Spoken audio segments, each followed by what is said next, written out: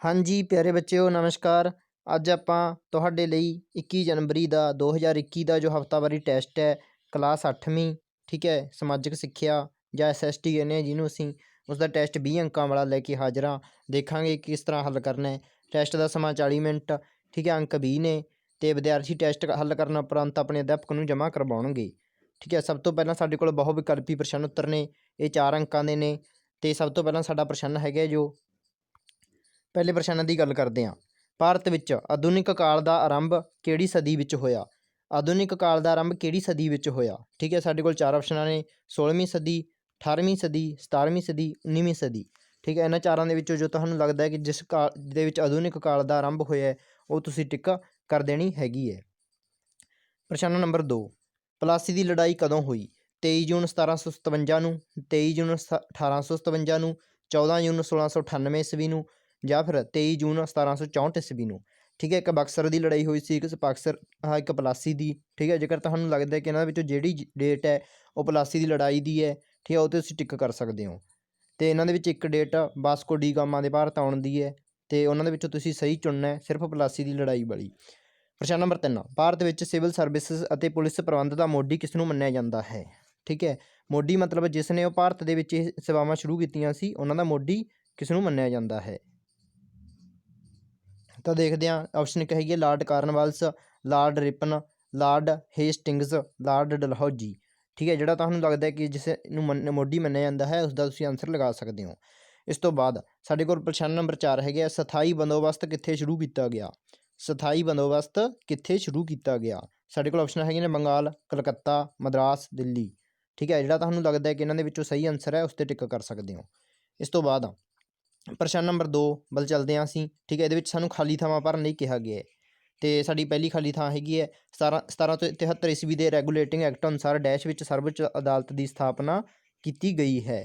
ਕੀਤੀ ਗਈ ਕਿਸ ਦੇ ਵਿੱਚ? ਸਾਨੂੰ ਪੁੱਛਿਆ ਗਿਆ ਕਿਸ ਚੀਜ਼ ਦੇ ਵਿੱਚ ਜਿਹੜੀ ਸਰਵਉੱਚ ਅਦਾਲਤ ਦੀ ਸਥਾਪਨਾ ਕੀਤੀ ਗਈ। ਨੰਬਰ 2, ਭਾਰਤ ਵਿੱਚ ਅੰਗਰੇਜ਼ੀ ਸ਼ਾਸਨ ਦੀ ਸਥਾਪਨਾ ਤੋਂ ਪਹਿਲਾਂ ਭਾਰਤ ਲੋਕਾਂ ਦਾ ਮੁੱਖ ਕਿੱਤਾ ਡੈਸ਼ ਸੀ? ਭਾਰਤੀ ਲੋਕਾਂ ਦਾ ਮੁੱਖ ਕਿੱਤਾ ਕੀ ਸੀ ਅੰਗਰੇਜ਼ੀ ਸ਼ਾਸਨ ਤੋਂ ਪਹਿਲਾਂ?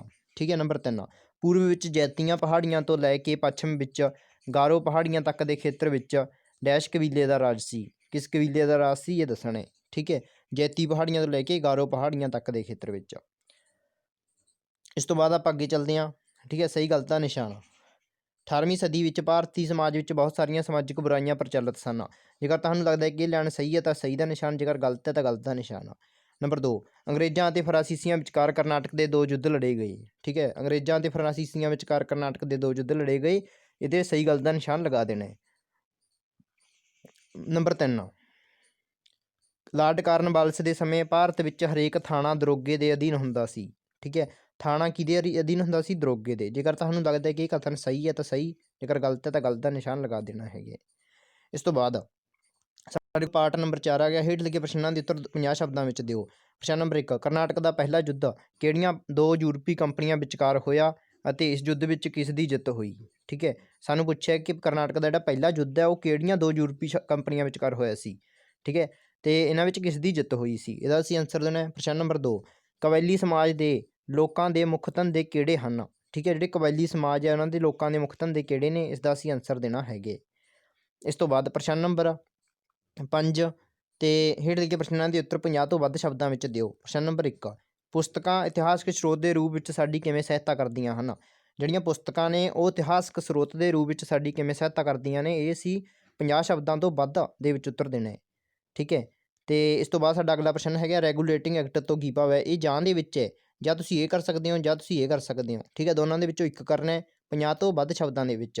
ਇੱਥੇ ਵਿੱਚ ਰੈਗੂਲੇਟਿੰਗ ਐਕਟ ਤੋਂ ਕੀ ਭਾਵ ਹੈ ਇਸ ਦਾ ਉੱਤਰ ਦੇਣਾ ਹੈ। ਅਤੇ ਇਸ ਤੋਂ ਬਾਅਦ ਸਾਡਾ ਅਗਲਾ ਪ੍ਰਸ਼ਨ ਹੈਗੇ ਪ੍ਰਸ਼ਨ ਨੰਬਰ 2, ਸਥਾਈ ਬੰਦੋਬਸਤ ਕੀ ਹੈ? ਇਸ ਦੇ ਆਰਥਿਕ ਪ੍ਰਭਾਵ ਪਏ, ਇਸ ਦੇ ਕੀ ਆਰਥਿਕ ਪ੍ਰਭਾਵ ਪਏ ਠੀਕ ਹੈ, ਇਹਦਾ ਉੱਤਰ ਦੇਣਾ। ਇਸ ਤੋਂ ਬਾਅਦ ਜਾਂ, ਇੱਥੇ ਜਾਂ ਆ ਗਈ ਬਿਰਸਾ ਮੁੰਡਾ ਬਾਰੇ ਤੁਸੀਂ ਕੀ ਜਾਣਦੇ ਹੋ? ਦੋਨਾਂ ਦੇ ਵਿੱਚੋਂ ਇੱਕ ਕਰਨਾ ਜਾਂ ਆ ਕਰਨਾ ਜਾਂ ਆ ਕਰਨਾ ਠੀਕ ਹੈ। ਅਤੇ ਬੈਸਟ ਆਫ ਲੱਕ।